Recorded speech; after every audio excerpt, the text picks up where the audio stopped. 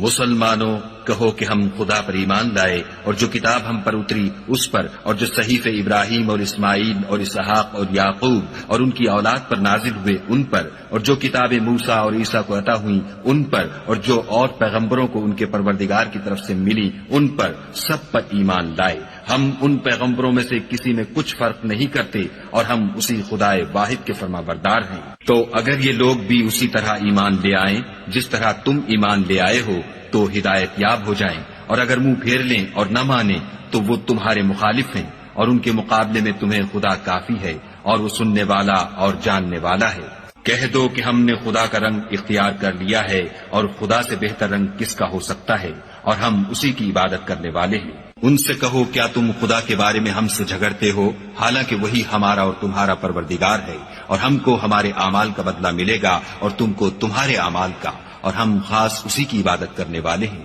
اے یہود و نصارہ، کیا تم اس بات کے قائل ہو کہ ابراہیم اور اسماعیل اور اسحاق اور یعقوب اور ان کی اولاد یہودی یا عیسائی تھی؟ اے محمد صلی اللہ علیہ وآلہ وسلم، ان سے کہو کہ بھلا تم زیادہ جانتے ہو یا خدا، اور اس سے بڑھ کر ظالم کون ہے جو خدا کی شہادت کو جو اس کے پاس کتاب میں موجود ہے چھپائے، اور جو کچھ تم لوگ کر رہے ہو خدا اس سے غافل نہیں۔ یہ جماعت گزر چکی، ان کو وہ ملے گا جو انہوں نے کیا، اور تم کو وہ جو تم نے کیا، اور جو عمل وہ کرتے تھے ان کی پرسش تم سے نہیں ہوگی۔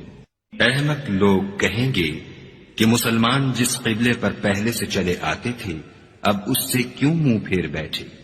تم کہہ دو کہ مشرق اور مغرب سب خدا ہی کا ہے، وہ جس کو چاہتا ہے سیدھے رستے پر چلاتا ہے، اور اسی طرح ہم نے تم کو امت معتدل بنایا ہے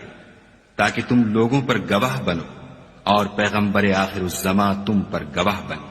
اور جس قبلے پر تم پہلے تھے اس کو ہم نے اس لیے مقرر کیا تھا کہ معلوم کریں کہ کون ہمارے پیغمبر کا تابع رہتا ہے اور کون الٹے پاؤں پھر جاتا ہے۔ اور یہ بات یعنی تحویل قبلہ لوگوں کو گراں معلوم ہوئی، مگر جن کو خدا نے ہدایت بخشی وہ اسے گراں نہیں سمجھتے، اور خدا ایسا نہیں کہ تمہارے ایمان کو یوں ہی کھو دے،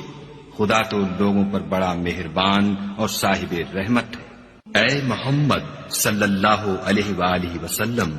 ہم تمہارا آسمان کی طرف منہ پھیر پھیر کر دیکھنا دیکھ رہے ہیں، سو ہم تم کو اسی قبلے کی طرف جس کو تم پسند کرتے ہو منہ کرنے کا حکم دیں گے، تو اپنا منہ مسجد حرام یعنی خانہ کعبہ کی طرف پھیر لو، اور تم لوگ جہاں ہوا کرو نماز پڑھنے کے وقت اسی مسجد کی طرف منہ کر لیا کرو۔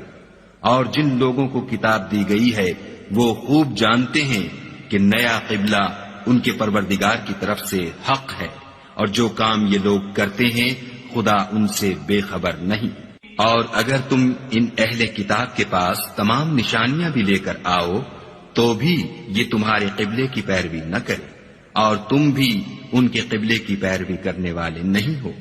اور ان میں سے بھی بعض کے قبلے کے پیرو نہیں۔ اور اگر تم باوجود اس کے کہ تمہارے پاس دانش یعنی وحی خدا آ چکی ہے ان کی خواہشوں کے پیچھے چلو گے تو ظالموں میں داخل ہو جاؤ گے۔